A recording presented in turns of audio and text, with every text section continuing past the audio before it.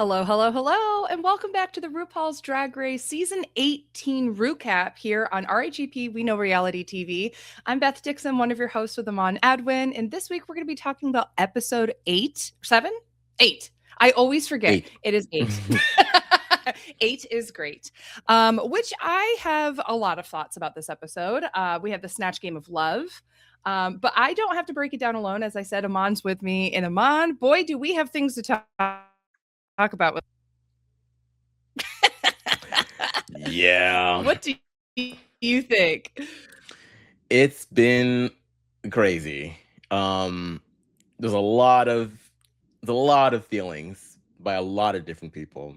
And I can't blame people for being a little upset, but I also understand at the same time. So I'm excited to talk about this. I feel like this iteration of the Snatch Game was a nice little energy boost.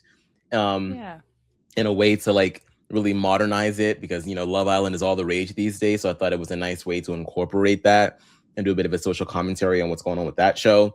But I also like I feel like Snatch Game is continuing to be plagued by some of these very interesting choices of characters. So yeah, there's a lot to talk about when it comes to that. Yeah. I think what's interesting is that, we've seen quite a metamorphosis of Snatch Game over the 18 seasons plus, with all like the all-star seasons and such as well. But what we have really noticed is that it's gone from impersonating somebody to just having a character that's funny that they don't have to worry about copyright about. It's so wild. Yeah. And it used to be like, oh, if you did do maybe a man, it was somebody who had like some kind of drag adjacent, even if they wouldn't consider themselves drag. Like you have like Lil Richard, right? Like that was a form of drag that he performed in, right? But that was just like, I saw somebody put together like the funniest like TikTok about it. And it was just like this guy being like, I'm gonna be Hitler's gay brother's mustache. Like it's just like what are we doing? Like people come up with like the weirdest thing. Yeah. But I don't know. I feel like I've had to just kind of accept that we're gonna find some people who are maybe not doing impersonations. And as long as they're funny, I kind of don't care. Yeah. And that's ultimately, every season we say the same thing. It's all about making roulette. It's all about being off the cuff. It's all about not taking it too seriously and just going out there and having fun. This time around, it seemed like there was a big emphasis on Ru wanting them to really come with a point of view, which I thought was interesting. But other than that, yeah, as long as you're able to riff and you're able to volley, you should be okay. And it's all about choosing characters where you're not making yourself have to do more work unless you already have the talent to be able to do that work. So, and if you're going to choose people, make sure that you know what you're doing. And like, if you're going to choose an adjacent character from someone that's more well-known, you really have to know all the ins and outs of the more well-known person and how you can apply that specific character to that other person, or else it's just going to feel very, very like, girl, what? You have to have that point of view. Separation.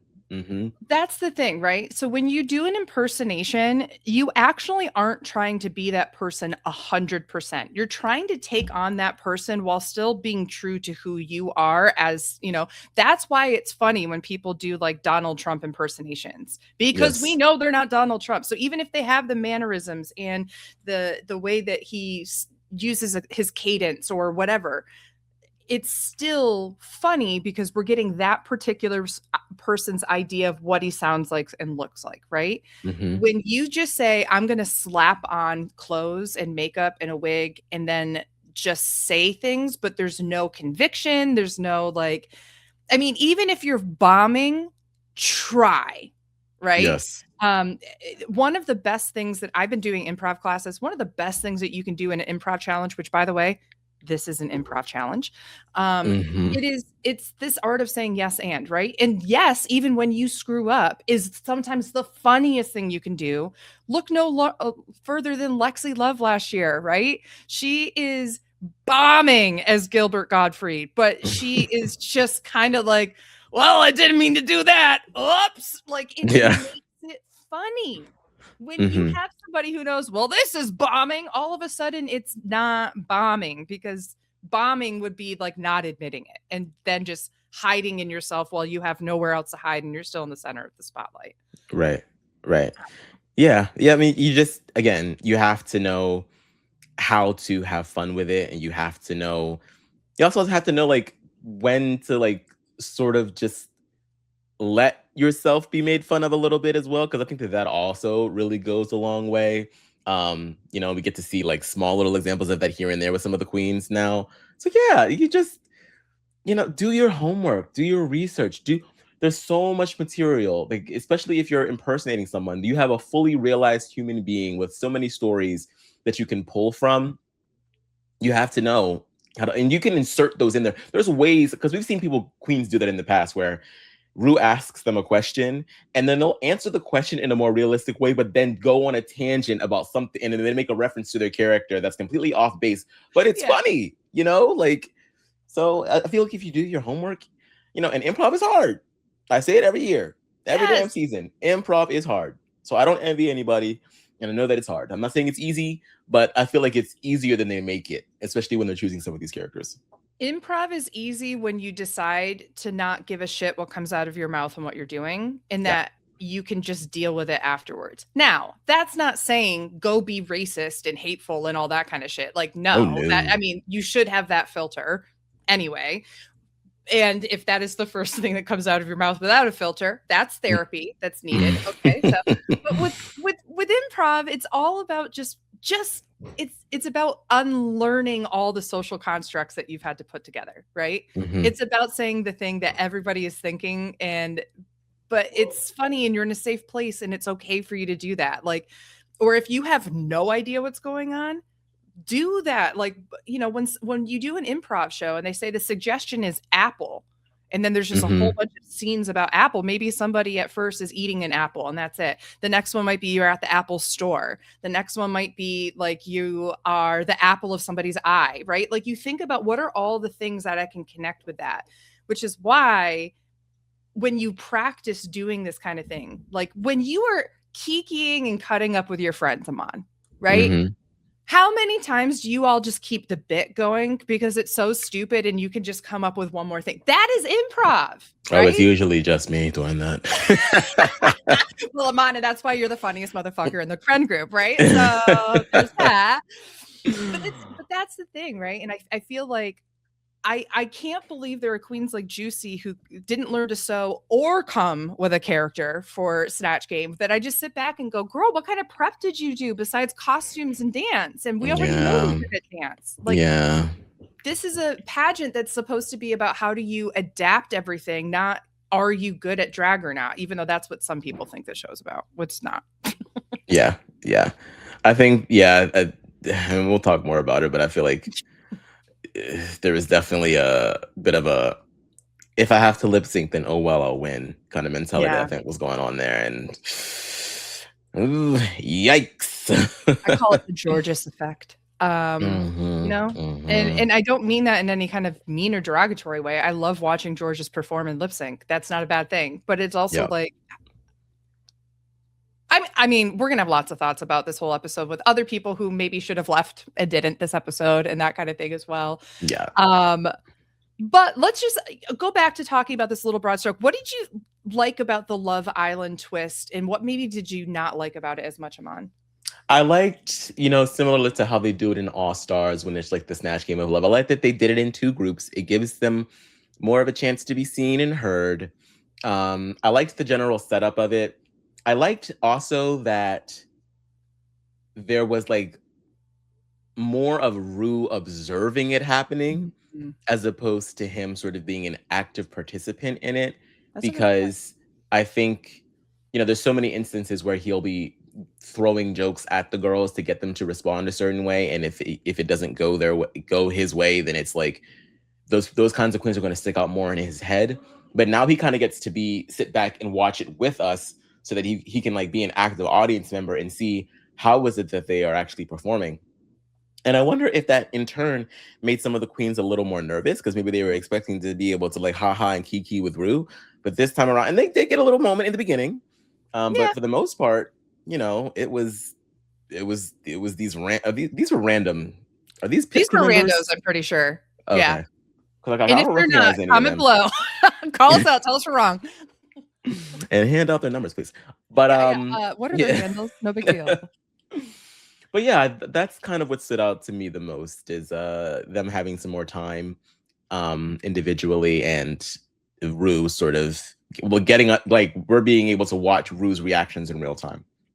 I definitely did not think of that. I think that's such a good point. We did not have a lot of banter between RuPaul and the queens, and I often feel like that is part of the test of Snatch Game is how well can you volley with somebody who loves improv, loves a bit, loves impersonation, and when you remove a lot of that volleying with Rue out of it, it really makes you depend on because we don't know these three random guys. Who knows? They could have been just picked off the street because they're handsome as hell, right?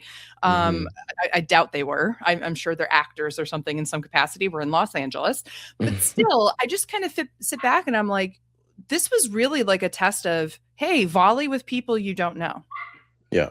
And just because there's a certain amount of like, I could probably get RuPaul to say this, which will allow me to do this, right?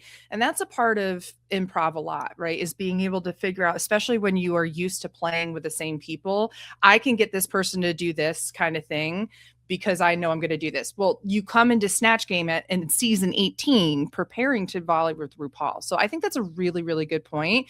The other thing I noticed that I thought was interesting is that because it's set up like Love Island, they had confessionals. Yeah, they did. So I'm sure those were improv lines, but they're also like given time to think about it. And now they're reacting potentially to things as well. So I kind of feel like the real improv challenge was with the group of people. And then the confessional was like a means of allowing the queens to have a moment or two to process to then say something funnier, which makes me wonder. And I think twofold. Production wise, I think this is a great way to ensure that, hey, if someone really bombs, we need to have more footage of more people being funny. This is a great way to like, hey, could you try a different line that's not working, right? You have a little bit more like potential there. But I also kind of feel like it really makes the characterization way more important when they're in the group. Yeah. Because there's some people who I felt like when they did the confessional, I was like, oh, I have a better sense of their character than what they're doing with the group of people. Yeah. So I don't know. I thought that was also an interesting dynamic. I don't know if I hate or I like it. I thought it was different and I'm enjoying that for what it was. But. Yeah.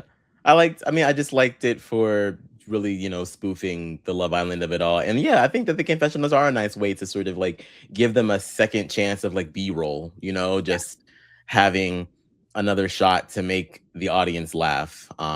I don't know how much Rue got to see those confessionals, if he saw them at all. I'm sure he probably did in post, but could you imagine if it was RuPaul who was actually the one behind the producer that's working with him and be like, okay, so here's the thing. I need you to give more. Yeah. Not to say that, I'm sure he probably actually was. So, I mean, I'm sure he was like off camera. And he'll take credit for it, unlike some other executive producers that seemingly have no control over the show that they created. But that's another story for another day. What about that? One of the things I decided to do for our slideshow this week is I found this photo with a Google search, and I am not crediting it correctly, so I apologize. But this is one of the first images that comes up for season 18 Snatch Game photos. I wanted to make sure that we had a photo that represented who each of the queens were impersonating or taking on as a character before we talk about each queen individually with their performance, as well as what their runway looks look like for the week. So kind of going overview, I like that there's a lot that Rue actually influences in this walkthrough this time. And I feel like this is getting more and more popular as people start to think, hey, if RuPaul tells you something, maybe you do it. Yeah. Right? Yeah. So we if see you can that do with it well, at least. For sure. Yeah, exactly. It's not always the best advice, but Athena says, you want Greek? I will be a Greek woman. Was she anybody famous? Because I don't know. She was going to be Charlie Chaplin coming out of the closet, but then didn't go with that. Yeah. But I don't think that she was anybody particular. I think that she was just a Greek woman. Maybe there was a little bit of My Big Fat Greek Wedding in there. I don't know. Mixed with like I mean, I think that she chose a really good blank canvas character for a dating show, right? Yeah. Who's somebody who would be very funny on a dating show, but you also know exactly who that person is the moment they walk in. So I thought that she did all of that really well. I did not necessarily, besides the characterization, I don't know if I really laughed or anything with what she said, but I don't think that she was bad. I mean, kind of similarly to I think it was Michelle that talked about it when she was riffing with Rue in the beginning, saying that she was gonna because she was saying that she was whose ex-wife? Was it JFK's first wife before? Yes. And then she said the thing about Jackie O. That's why. Yes. So yeah, I mean, that was probably the thing that like made me laugh the most. But other than that, I mean, she was just kind of just there. And that's like, I'm kind of shocked that was allowed because it's the Snatch game. You're supposed to be somebody. And even if you're not going to be somebody, it has to at least be tangentially related. It's kind of like, Maya Iman LePage when she was Trina's cousin. It's like, okay, fine, at least Trina's in there somewhere, but like where is the reference here? Like what are you being like? This would be like me you trying to be like Lady Gaga in House of Gucci, but that's Italy, so that doesn't even work. That'd be like me going on and going, I'm impersonating my cousin at our family get-togethers. It's like, yeah, I wish I could go back in time and be at your family's get-together. Yeah, I mean, I think everybody should know how funny this one moment in 1994 was that my whole family talks about still to this day. Duh. That's great. No, and that's not what she did, but it is akin to it. I mean, it's basically what she said was, I'm just going to take all these Greek stereotypes of people and then put it into a dating show character. And I think it was really successful in terms of the characterization. I just don't know if I found it like engagingly funny or somebody I could really identify with in terms of like a character that you're trying to put together. She did have a couple good moments with Jane Don't, but that was really Jane Don't running it as Truman Capote. Right. What did you think about Jane Dont's Truman Capote? I thought it was a good choice because didn't they do a Truman Capote type challenge with Ross Matthews a couple seasons ago? Yeah, Ross Matthews, was it versus the Ducks or something like that? Yes. I forget which season that was, but I have a feeling that it was before they started filming this season. I thought that was a very if that at all influenced Jane Dont's decision, I thought that was very smart because Rue loved that challenge, especially with Ross Matthews being in it. So it serves as like a callback. And it serves as like this, fabulous LGBTQ icon that is throwing shade and collecting receipts and being scandalous and doing it all in the name of a journalism and investigative work, right? So like, I just thought it was. I thought that the riffing was great. She was on point. She had a couple stock phrases in there, obviously, but she was still able to volley, and it was just fun. It was just fun. It was one of those performances where she wasn't afraid to interact with the rest of the queens and like make jokes about their characters in a way that only Truman Capote would. Like that's how like you're locked in because you're just playing. You're there to play. This is why theater is so much fun when you find people who can do improv and theater and do all these different kinds of acting, because even though I wasn't at all surprised of what she put together, nor was I like blown away, I couldn't help but appreciate every little bit of mannerism, dynamics, the quick-wittedness. Knowing her character so in and out was just really, really fascinating to watch. I don't think that she was as like, I feel like there's a little bit of her knowing that she's going to do well and getting in her own way, because I don't think she demanded the spotlight enough and I don't know why. And I don't know if it's an editing thing or not, because I think she got plenty of camera time. But I mean, like, I remember David Attenborough more. I remember Drew Barrymore more. And it's because they were inserting themselves in a little bit more ridiculous manner. And maybe it's because it's the same kind of humor that Jane has been given in every acting challenge, that maybe that's why it doesn't stick out to me as much. But I thought she did a really good job. I thought she was really in it. But I genuinely am like, I think I said the same thing last week. I think the bar is just so high for her. She's like in the top every week. Like, has there been a week where she's been safe yet? Like, just safe, not top 3 or whatever. I don't know. Off the top. I don't think so. I think she's been high to safe or to winning every single time. And yeah, but I agree. I wasn't particularly blown away. It's kind of like what I thought that she would do, but we can't penalize her for that either. You know, as long as if she does the job and she gets it done, like, she did it. She did it. So you got to have queens who are good at this and that you feel safe with. And she's somebody that I was going to feel safe. She could have came out in a plastic bag and been like, I'm the plastic bag in American Beauty. And I would have been like, great. Or the plastic bag in Kelly Clarkson, Katy Perry's Firework. Yeah, Kelly Clarkson. Next, we had Mia as Bloody Mary, which I think. Oh God.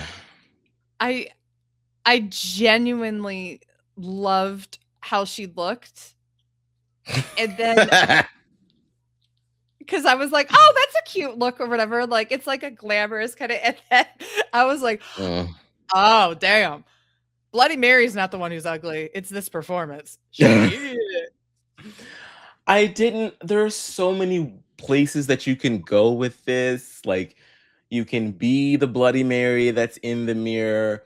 You can be Mary Tudor, the British monarch known for killing many, many people. You can go the Lady Gaga route and, you know, be the song Bloody Mary. There's so much that you can do. There's so many blood puns alone. Yeah, I'm like sitting back going like, you're supposed to be on Love Island.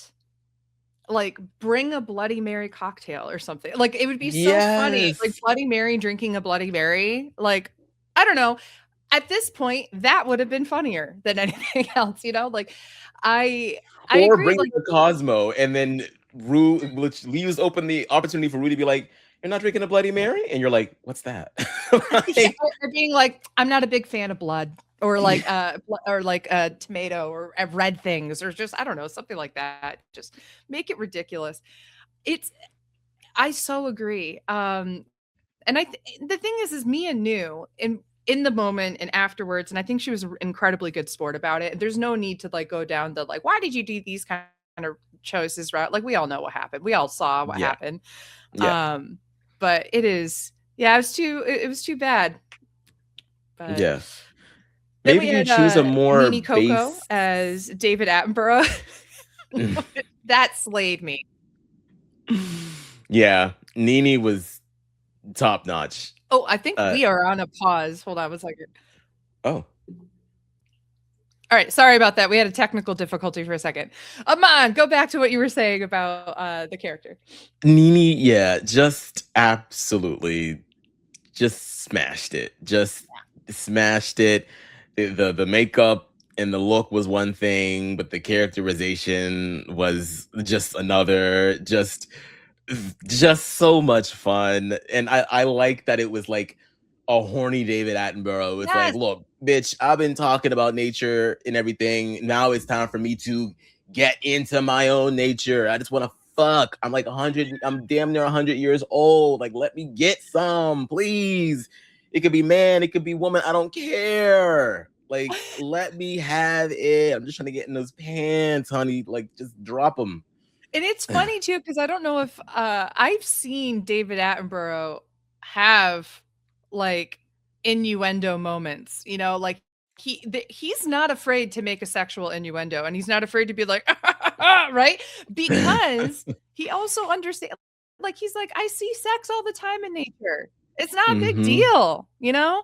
And so I just thought that was funny and like a very smart take on somebody who already we'd love to make, or at least I know the Brits love to make jokes about David Attenborough being like Sir David Attenborough being so, horny or whatever. But this was like a really good character study of the UK's reaction to that, and then taking it on in a very Nene Coco kind of way, which I thought was really good.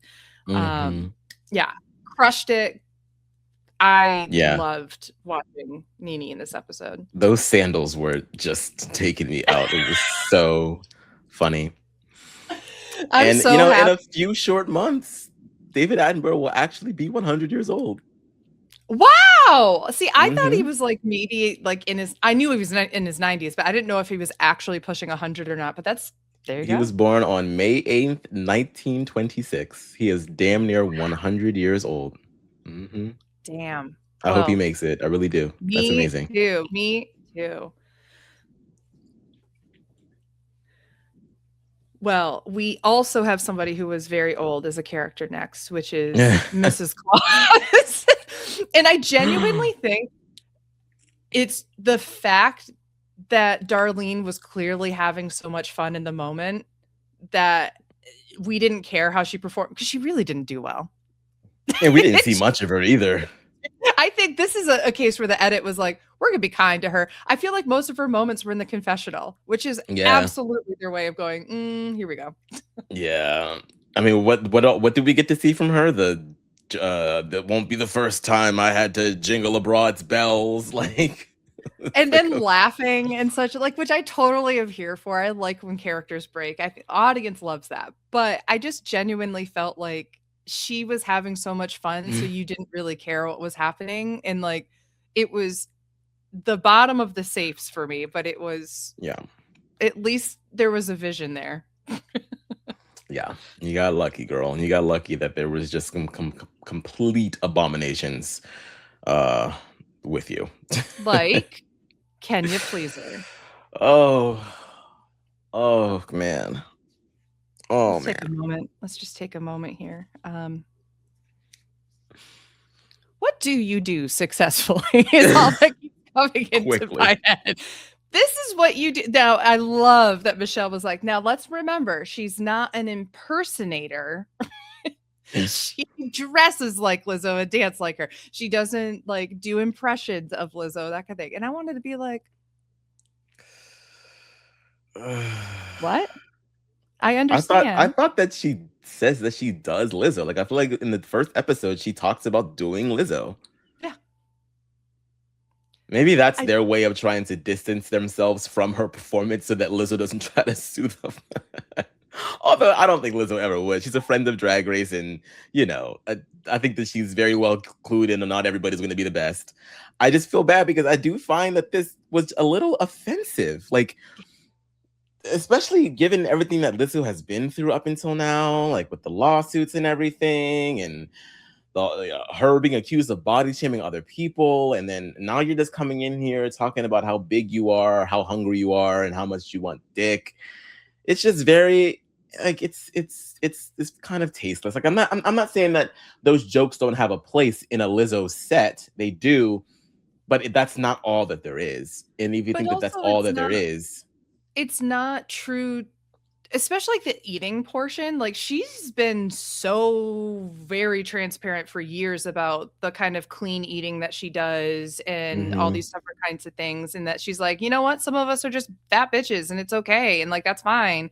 And there's like a body positivity that she has always shown, like, hey, you want me to, this is what I'm eating.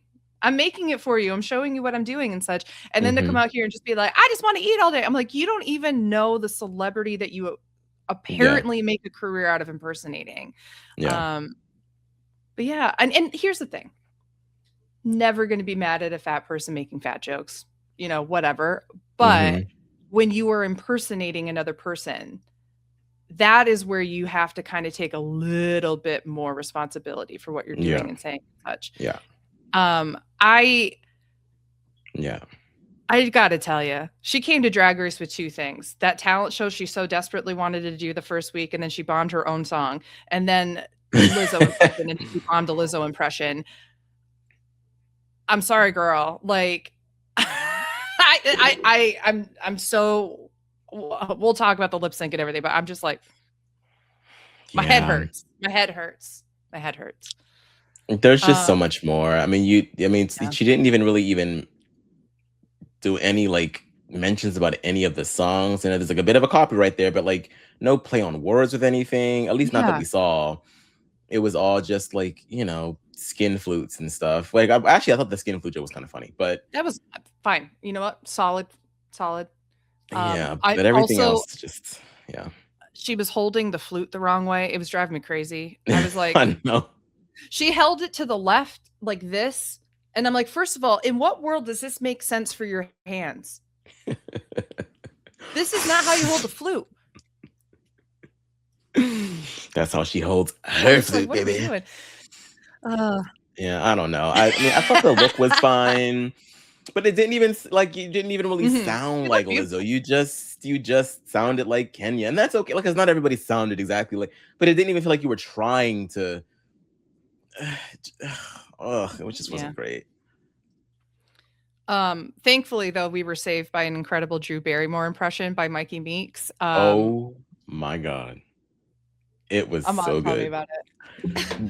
What's getting to me is the mouth movement, like the quirkiness of her bottom lip, like the way she moves her jaw. It was down to a T. Like there were moments where I was like, I believed her. Like I believed that it was Drew Barrymore in drag. The leaning in and the never letting go of that damn mug, like just it felt so real and so fun, and it felt like she's such a fan of who she's doing. Because sometimes you don't get that. Sometimes you just get like, a solid impersonation, but she felt like a fan in the same way that Jinx Monsoon felt like a little Edie fan, in the same way that who else? I can only really think of little Edie. Judy Garland. Yes, Judy Garland, but also Jinx Monsoon. We could do the other person, Ben de la Creme, with all of Ben's characters. Yeah. Yes. It just felt so. Oh, and Bob the drag queen as Carol Channing. It just felt very much, very just like with such high regard and reverence for who she was doing. And just making good, clean fun of her. Like it didn't feel mean spirited. It just felt just fun to watch. Yeah. What I liked about it wasn't even what she was saying. Like you said, it was all the body movements. And because you have someone who has a talk show who like takes her shoes off and like changes her body position on the couch like every few seconds, there was not a camera frame where she was in the same position as she was the last time with a camera was on her. First, like she's sitting on her feet, and then she's cross-legged, and then she's got like leaned in, and then she's got her knees up to her chest, and then it was amazing. And like you said, it was just a clean impersonation. She answered the questions well. She had such a good time. I genuinely think that this for me was my favorite of the Snatch Game performances. But I think that when it came to the runway, it might have ruined her chances with the judges a little bit because of the shoe choice. Yeah. But you said, Aman, there were people who did impersonations that felt like they really loved the person. I don't know if Juicy did that with JoJo Siwa. I have only really heard JoJo Siwa speak maybe a few times. There's a lot of clips of her that were going around a few months back when she was on Big Brother. I've seen a couple of clips of her performances, and I've never heard her sound the way that Juicy sounded. She sounded like I'm right here. She sounded like if the Tasmanian devil and Yosemite Sam had a baby. Like it was just crazy. Like she came straight out of Looney Tunes. like bitch. She learned how to take voice acting lessons from Lexi from last year, because that was also a little bit of Lexi's Gilbert Gottfried. Oh man, it was so bad. I mean, there want was the to. physicality down, like, I mean, and That's what that's I was what she gonna was say. At least banking there's a on. commitment to physicality. That is what But she was banking on. She just kept saying, like, like JoJo Siwa's a dancer, I'm a dancer, so we're gonna make it work. I was like, okay, good luck with that one, sis. oh my gosh, I think that this is the thing that when in doubt, don't choose someone who just does something because that you do it. When in doubt, choose a character that you feel like you can say and do anything with this character, right? Yep. This is why the people who play really like people who have no filter are really great, because you can just say whatever you want in that situation, right? Or if you're really good at coming up with a character, you can also just say and do whatever you want. But when you choose someone that all you're doing is choosing someone because you both dance, that is not going to lend itself to a mostly verbal talking, back and forth volleying competition, right? Or challenge. Yeah. But we also have to give it up for his high holiness, his eminence.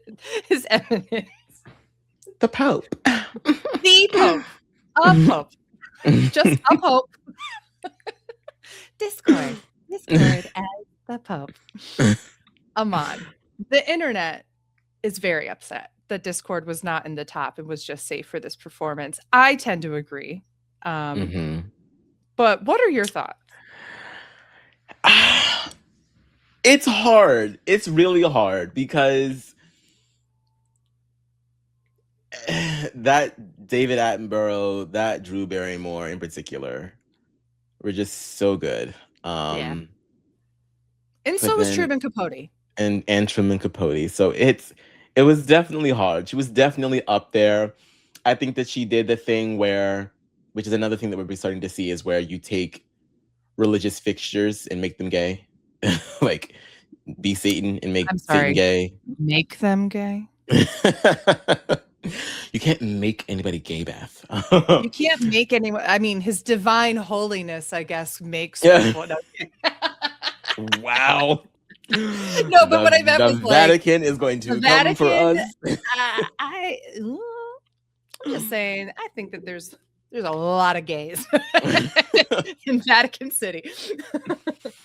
But yeah, I mean, I thought that the first of all, the makeup is crazy. The way the way that he sculpted that face is just wild. The way that he held his hands, it was fun. It was just good-natured fun, and the little riff about the yoga pose, just lift this arm up, and then just hang there, just like, oh my God. Woo, the Christians are going to be in a frenzy. Like, they're gonna come for us. I just kept thinking about Lil Nas X. Drag queens already again. I don't know. I genuinely think that Discord has done enough over the past 2 episodes to have earned herself a spot in the top, because she's giving us something we don't expect every time. And I personally would have put her in the top 3 over Jane this week, because I feel like Jane, while she did an incredible job, it wasn't anything that I was like, oh, impressed or shocked by, because she's already set the bar there. Whereas Discord, I feel like both with her runway was stronger than Jane. And I feel like this characterization, like when I think of the 3 performances from this Snatch game, I think of the Pope, Drew Barrymore, and David Attenborough. And then I go, oh yeah, and Truman Capote. Like, I don't immediately go to Jane Don't. And that's the only reason why I'm like, I think that Discord deserved to be in the top 3. I don't think she deserved to win. I do think that David or Drew Barrymore should have taken it, and they did, but I don't know. Yeah, I mean, it's that's a good point. I kept forgetting about the runways, and yeah, I mean, I the thing that I like the most about Discord is that she comes in with such an established image of who she is. And in seasons past, she'd usually be the girl that Michelle is like, okay, take all the black off, take all the gothic stuff off, show us something else. And she's been showing, like, she's very versatile on the runway. And I don't think that she's getting enough credit for that, especially when she already has such an established look, you know? And yeah, she has an established look that she's also playing with. And every single choice that she's doing on the runway or in challenges and how she transforms herself typically has some kind of political edge to it, which I Mhm. think is really fascinating. So when we talk about an impersonation with a point of view, that's a point of view right there, right? This Yep. is somebody who would be, I would assume, pretty anti-religion, especially Christianity, in terms Mhm. of how the religion has affected other people, both in and outside of that religion. Not like you shouldn't ever believe these things kind of thing. And I think that that's a lot of what Discord does is really important commentary on what we're seeing. And it's different, you know, especially on Drag Race. Like we see political statements, yes, but I Mhm. like that she is like so confident in her abilities to be able to, doesn't matter what face she's wearing or what kind of drag she's wearing, you know that she's making a message about the system, which I like. Yes. Yes.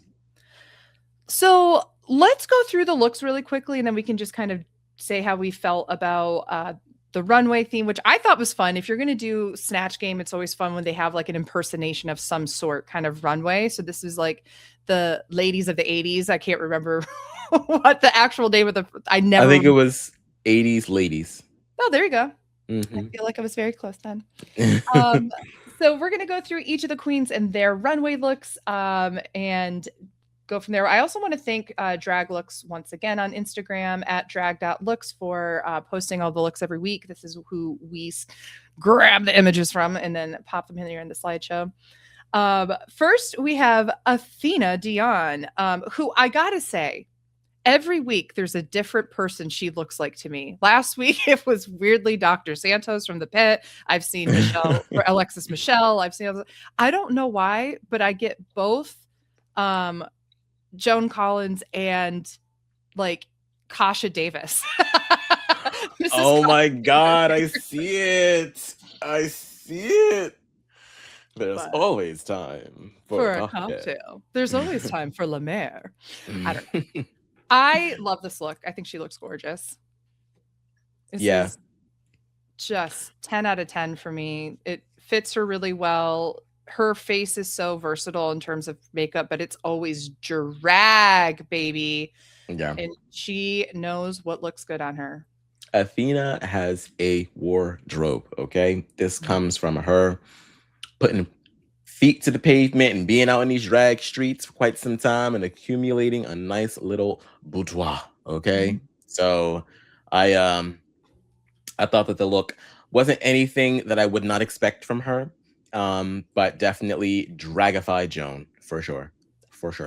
Yeah. Yeah. No, this, as soon as she came out, I went, "Oh, Joan Collins." And then she went, "I'm doing this 80s Joan Collins look." I was like, "Yeah, I knew. I got it. I clocked it." Um, 80s ladies. 80s ladies. Next, we have Jane Don't, who if you're gonna do 80s look, come on. Mhm. But I also kind of, I don't know. I feel like it's a little too simple.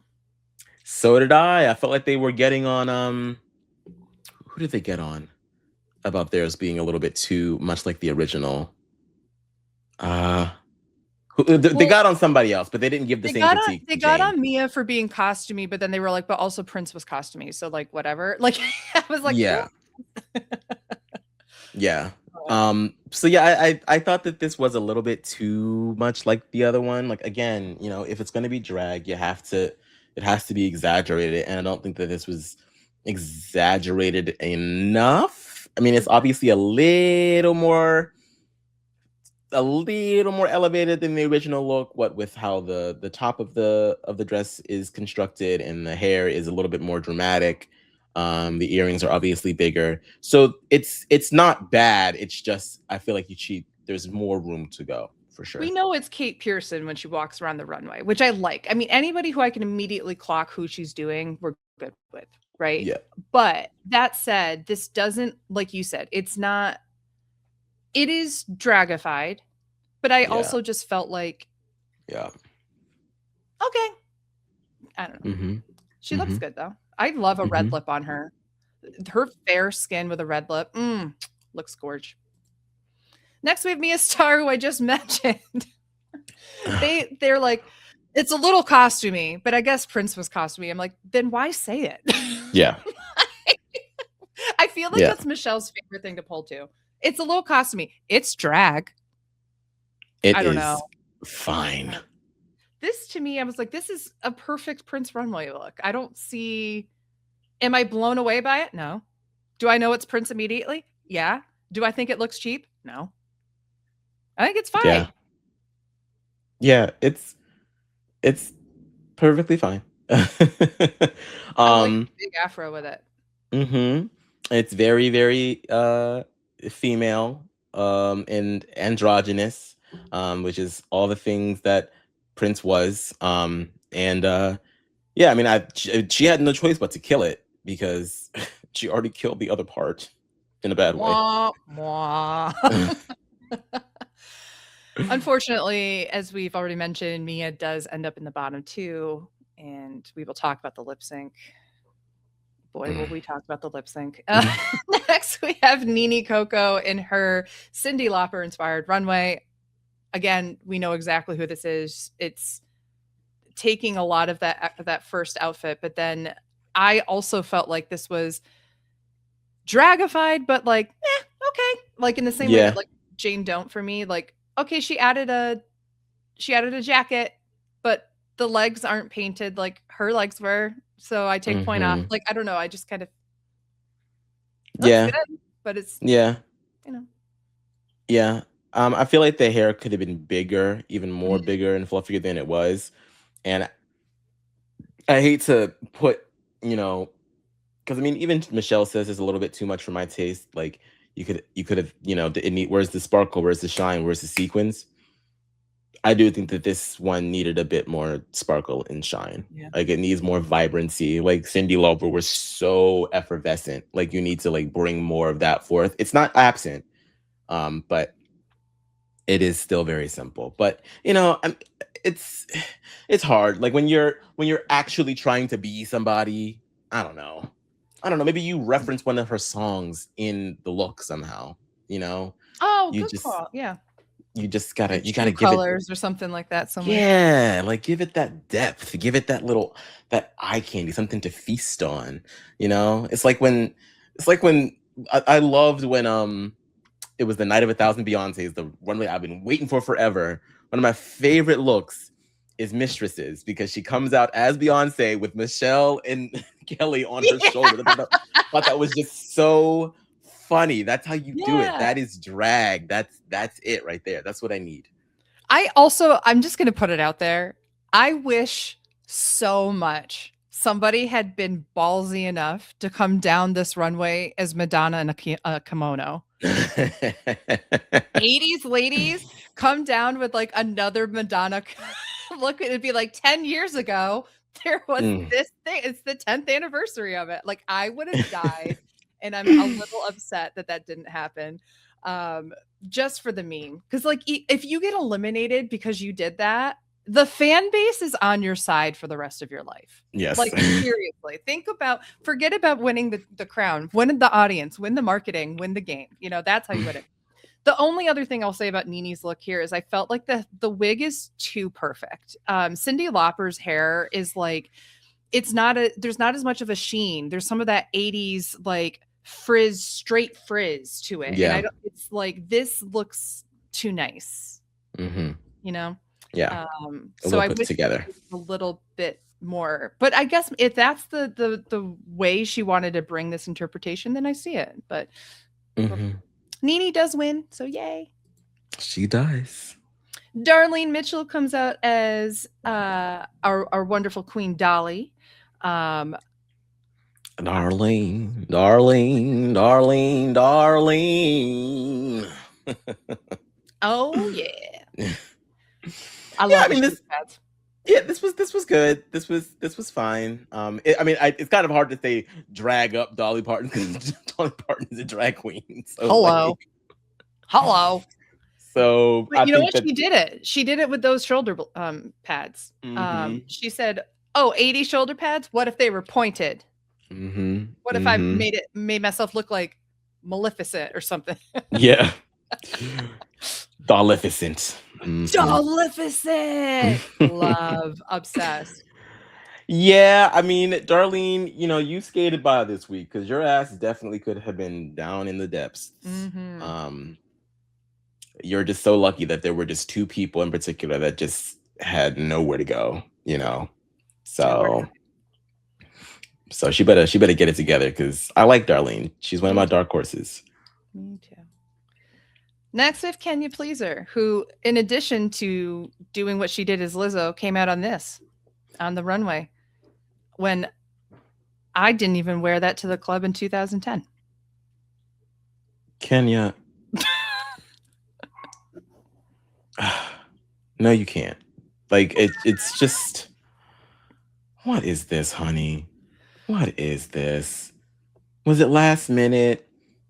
Was it a money thing? Because if it's a money thing, I get it. Yeah, if it's a money thing, I'm not going to ever say it. We're in a recession, okay? Like, I get it. But this is it, girl. You couldn't add something to it. You couldn't. Chaka Khan was more in drag than she was. Yes. This is a shower curtain that you cut to fit like a dress. Okay? That is what this is. Oh. It's so Chaka Khan has already been on the show and she'll probably never come back now. Let me tell you something. You don't mess with Chaka Khan on RuPaul's show. I was like, she could have been the funniest person in Snatch Game, and she came out of this and I would have been like, uh-oh, she might be in the bottom. So the fact that, because here's the thing, right? It looks like a cheap version of that dress. The gloves are whatever. There's a couple bangles on it. Okay, whatever. Your necklace is nice. It's not like this big dangly necklace like Chaka Khan has. At least hold the Grammy. Do something. I mean, it's just like you came out in that outfit, just a worse outfit of it, and didn't drag it up in any capacity. Yeah. Oh man. Kenya, I love so much as a person, and I could listen to her in a confessional all day long, but I'm just like, unfortunately, not sold on what she is showing for drag. And that is unfortunate, because I'm sure she's killing it. And she just wasn't ready. No. You just weren't ready for this show. And that's okay. There's still more time. Like, you don't have to be on the show immediately. Like, I get like taking the opportunity when it arises, but I think you have to be honest with yourself about like what it is that you have set and ready to go, and or honest with yourself in how the capacity that you have to get ready. Because if you know that there's going to be a few barriers there, I mean, I don't know. I can't really tell anybody what to do. It's people know their own situations better than I will ever know their situations. But if it were me, I mean, I guess I'm a little older now. Like, I'd be like, okay, can I afford to do this right now? And if not, am I crafty enough to make shit shine? And if the answer to both of those questions is no, it's like, I just need some more time. Looks like I gotta save up a little more. Figure out how to do this. So maybe I need to take classes. I need to upgrade my or ask ChatGPT or upgrade the skills, upgrade the skill set. Like, and that's okay. Like, that's fine. Because your personality is obviously going to get you there. You just need the follow through. I work with college students who are getting internships. I can tell you there are not necessarily just my students. I just mean in general, there are so many students who get internships that are really prestigious in the fields that they want to go in, that they've been studying for, and they are not ready. They are not ready even for the internship because they think they know what they know, but they're not open to learning more until they get out into that and realize, oh, I don't know everything. Now I have to go back. I have no doubts that Kenya already, from like the past, 7 months or so since this ended filming, I guarantee there's a lot that Kenya has learned and has applied in her drag that we'll see both on social media and if you ever see her in person. I have no doubts that she is marinating really, really well.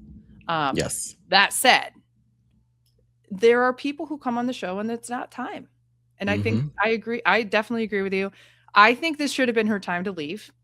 I think that Mia While I not as necessarily like as blown away with Mia's performances in this competition as a lot of other people are, and I completely understand why you are, and not you, just the people who support Mia, but I definitely don't think Mia should have gone home over in terms of lip sync performance, runway, and the challenge itself. Like, yeah, Mia did not do well.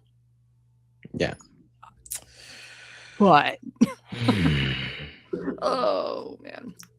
All right, well, moving on. We're moving on to Mikey Meeks, who comes out as Olivia Newton-John in the shoes that made Michelle almost just spontaneously combust at the scene.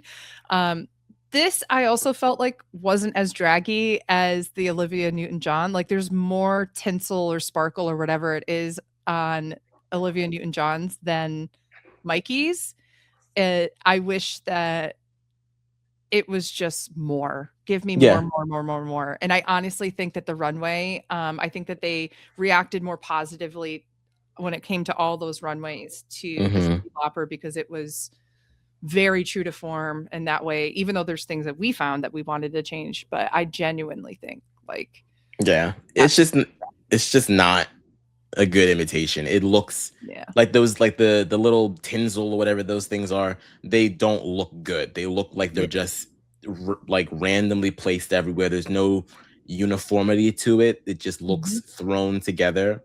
So yeah, you're gonna lose points there. I didn't really care about like Michelle's critique about wearing a larger heel. Like I don't that to me, I'm like, whatever. Maybe the hair could have been more exaggerated. But yeah, I mean, this was serviceable. The material for Olivia Newton-John's has like a sheen to it. I don't know if it's actually supposed to be velvet or not, but the fact that this doesn't, and you don't have as much of the like crystals or whatever it is on you, the tinsel as I keep calling it, I just felt like this was really subdued. And after everything that she did to really be Drew Barrymore, I was like, oh. Yeah, it was a bit of a letdown. It's cute, but it's like, oh, you could do more. I feel more. But we have Juicy Love Dion, who was in the bottom three, and coming as Celia Cruz, and bitch. Yes. This is how you take a look and make it, drag and make it your own. Yes, just absolutely amazing. Like, bitch, Juicy, Bianca called, she wants her dress back. but you took it there, girl. You took it to another level. It looks absolutely amazing on you. It's, I love that it's an homage to where you come from and everything. And girl, you needed it. Because JoJo, woo, you were better off just being Celia Cruz. Celia Cruz is feeling very, very redeemed finally on Drag Race after Lanesha Sparks. No, was it Lanesha who did Celia Cruz in Snatch Game? And it was that sounds good. Familiar. Yes. I think in season 5. I could be wrong. Maybe I'm thinking the wrong person. But Celia Cruz has really needed a redemption on Drag Race. And I feel like this look alone, there we go. Beautiful. It just, I mean, stunning. Absolutely stunning. And the last queen is Discord Adams, who was Reba McEntire. Immediately clocked it was Reba just from the makeup. Holy crap, Aman, she's so good at makeup. Yeah. It's so good. And the mannerisms of it all. I even like that. Oh, go ahead. She got the Discord cam again as she's doing the little Reba shuffle. Like I was like, all right, maybe you just need to start doing the Reba shuffle from now on, because it's a lot better. I also love her staying in character after watching a millisecond meltdown in her face and mind of when she's called safe. Yeah. She's called safe, and you can tell she's like, what the fuck? I thought I was going to win this challenge and I'm safe. And then while that's happening, just behind the eyes, she perks right back up, and then she starts doing the like Reba walk a little bit. And that's how she walks to back from the stage. This Discord has me crack every week. I love Discord more and more, and I don't care about any kinds of delusions that she has. I feel very much that she is the Jan of this season. Like, I was going to say, it felt like she didn't want to get janned. Like y'all not about to make my face a meme. Not this time, honey. it was incredible. I genuinely think this look alone should have put her in the top 3 over some of the looks that we saw in the top 3, and then on top of the fact that she was just so good in the challenge. But I don't know. Yeah. That's what we get. Mm-hmm. So before we move on to talking about the lip sync for the week, we do want to shift really quickly to talking about our drag shout out of the week that was submitted by our patron and listener Nick, who shouted out Woo Woo Monroe out of San Jose. And Aman, I think you had just a couple of little things that Nick sent along with. Yes, give me one moment to bring it back up. Here we go. I found it. Okay, so it says, hey, Aman, wanted to shout out my drag mother, Woo Woo Monroe. She's originally from San Jose, California, but she lives in NYC now. She so graciously put me into drag for the first time and gifted me one of her wigs. She's such a hilarious performer and hostess with an amazing heart, so she deserves the recognition. And that's from Nick. Thank you so much, Nick. And also very exciting to know that she's in New York City. I followed her as soon as we got the suggestions. So thank you. We encourage anybody who's looking for other drag performers and advocates and everything to follow, to submit to Aman and myself either on the Discord channel, if you're in the patron Discord, in the RHAP RuPaul's Drag Race channel, or you can send Aman and myself a DM on Instagram is where I see them the best. I don't know, Aman, where do you see your DMs the best? I think it's X, because Instagram does this thing where it'll block it if I don't follow you already. So I have to go and actively search for it. I know. I always have to go to like the other folder and go, oh, yeah, that kind of thing. So if you ever see that, just know that, or if you've submitted something, feel free to nudge us with a tweet, or I'm on Blue Sky, so with what they call it, a skeet, which I can't get behind. I can't get behind us calling that skeet. I grew up in the 2000s. I know what skeet motherfucker. Skeet mother. Anyway, Woo Monroe. Very exciting to know that she is here in New York City. I will have to check her out. Thank you so much to Nick, and please send us who you are obsessed with and why, and we will shout them out on the show. Okay, Aman, we got to talk about this lip sync. Yeah. So we have Mia versus Kenya Pleaser. Yeah. I don't even know where to start. You know, I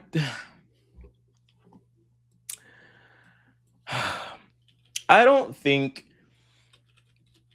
that Mia did that much better than Kenya did. Mm-hmm. I feel like Kenya had a lot of like tricks up her sleeve, a lot of like comedic moments, stuff that obviously was engaging Ru. Obviously, it engaged Brooke Shields a little bit too. I think that Mia's was a bit more controlled. It showed more like dancemanship, if that's even a word. Yeah. But I think in my heart of hearts, I think that they were really punishing her for the Bloody Mary performance. I think that is ultimately what sent her home, because it was a complete lack of preparedness. Whereas at least with Kenya, there is some Lizzo in there already. Even if Michelle is saying that no, she's not an impersonator, bitch, she does Lizzo. Okay. So there was something to draw from. Yeah. With Bloody Mary, there was absolutely nothing. And I think that the lip sync had to be absolutely out of this world in order to save her. And I think that Kenya did just enough with her tricks that RuPaul was like, well, you know. I think that's a really good analysis of what we saw, of what happened. I think the general consensus on the internet is that between whether it's like you don't have a preparedness, that's one thing. It's also not in your wheelhouse. but you were also on the other side coming to a competition with someone who is supposed to be your wheelhouse, and you don't do well. So how do you compare those? Are they like, do you put them in the same? Is one worse than the other? It's up to every individual audience member to figure that out, right? Yeah. But then you add in the runway, and at least Mia looked exactly like Prince. Yeah. And Kenya looked like she was going to a frat party in 2009. Okay. So I genuinely, I'm like, okay, so you have that. Then Kenya didn't know the words, which is her whole thing that they had like. Oh, she didn't? No, she like messed up the word. She was kind of going. Oh, I missed that. It was bad. And like Mia knew the word. And here's the thing, maybe Kenya knows the word. She just doesn't know how to lip sync enunciate. So she could be knowing Which the is words, still a problem. Because if we don't know that you know the words. That'd be like, I hate when I spend $200 to go to a Broadway show and there's one character who can't enunciate. I hate that, right?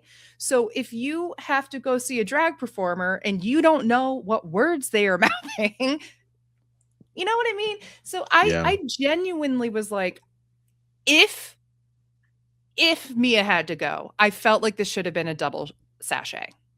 We've already had a week where we didn't have a queen go home. We actually had 2 weeks where queens didn't go home.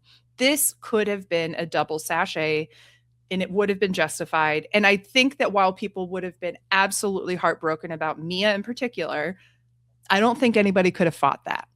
Yeah. Because the performance was just so bad. It was just so bad.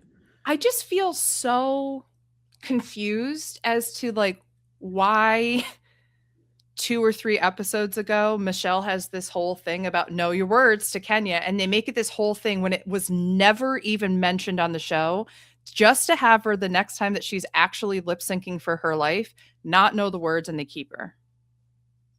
That is what's so crazy to me. It's crazy too that I mean, I guess it's, you know, we could say this every other week because that's just the makeup of the cast, but it felt like 2 like very established, very well respected queens go back to back, and it's like, damn, like we're leaving it to the young bucks here, like we're leaving it to the youngins. Like Juicy outlasted Vita and Mia. That's I mean, I couldn't have guessed that would have happened. It's very interesting.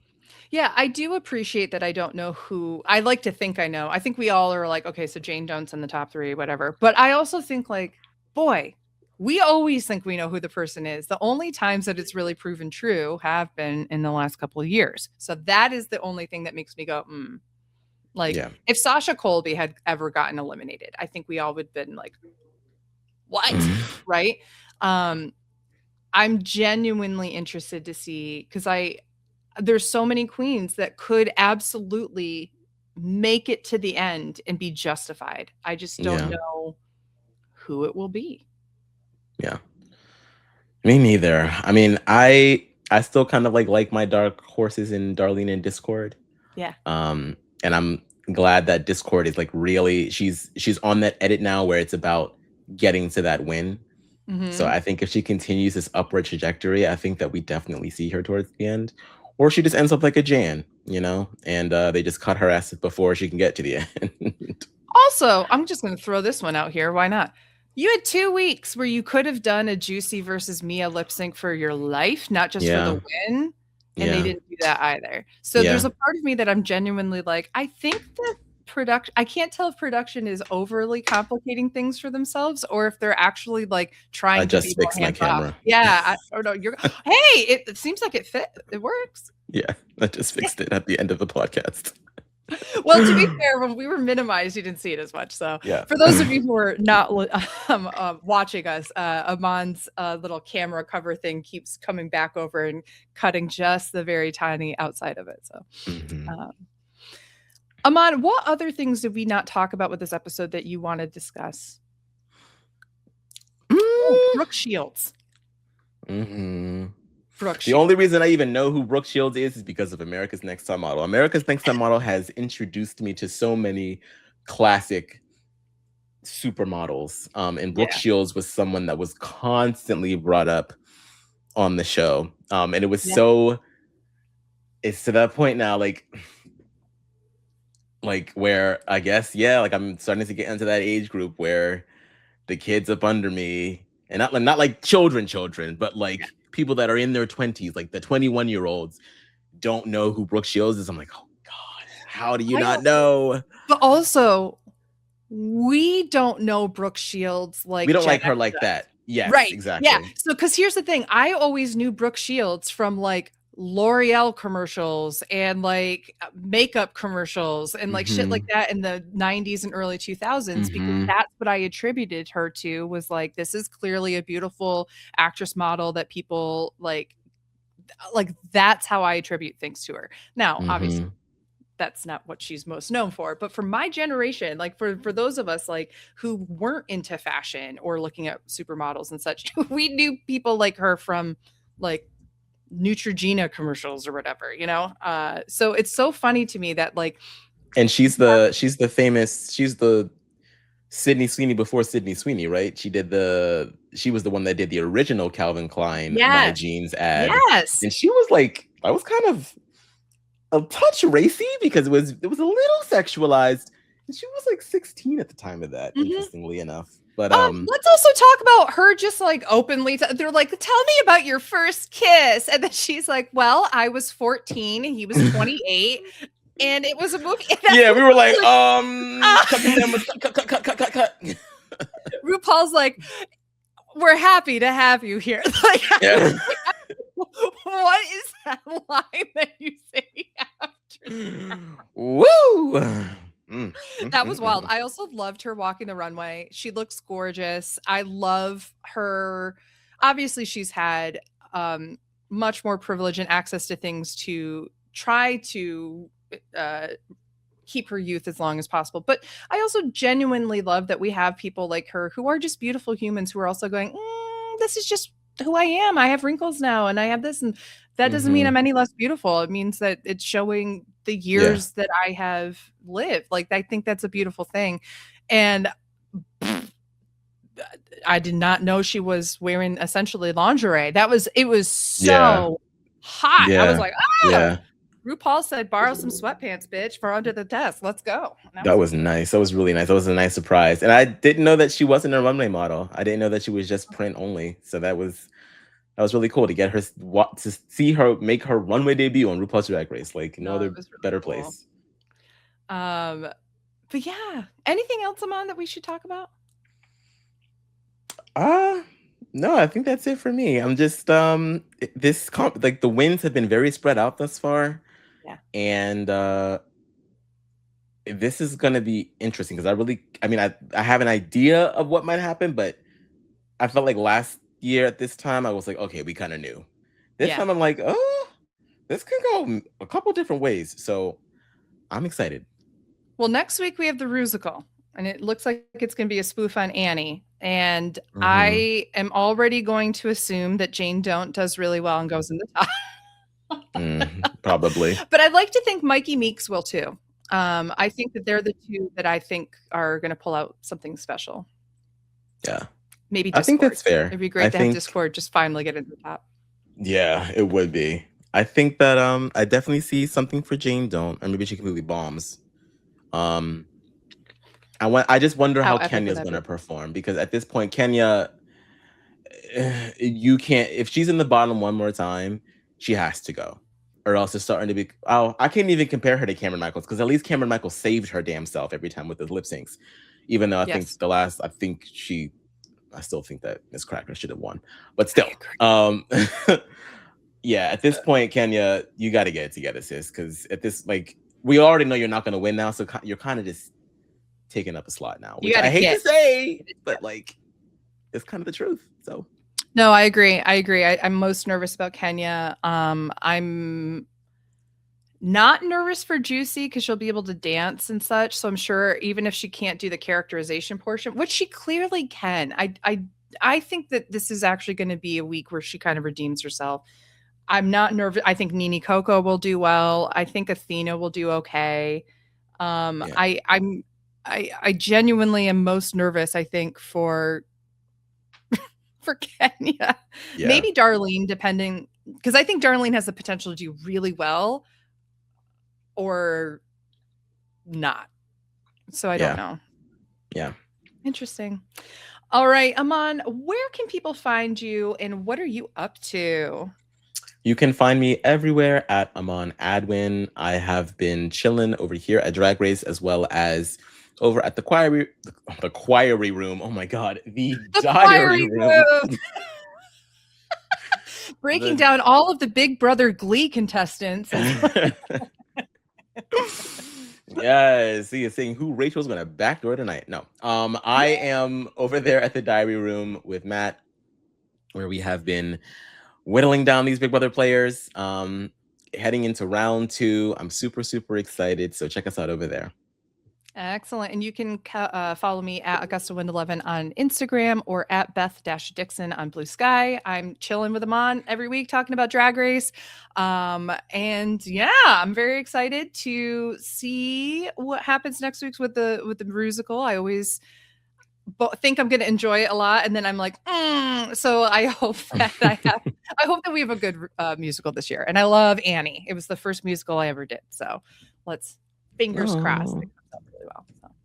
Excellent. We want to thank everybody behind the scenes at RHAP for all of your support to get this out into your eyes and ears. And we want to thank all of our patrons. As we come up on the first week of the new month, consider becoming a patron, patreon.com/Rob has a podcast. And we will see you next week. Till then, bye. This is RHAP. We know reality TV.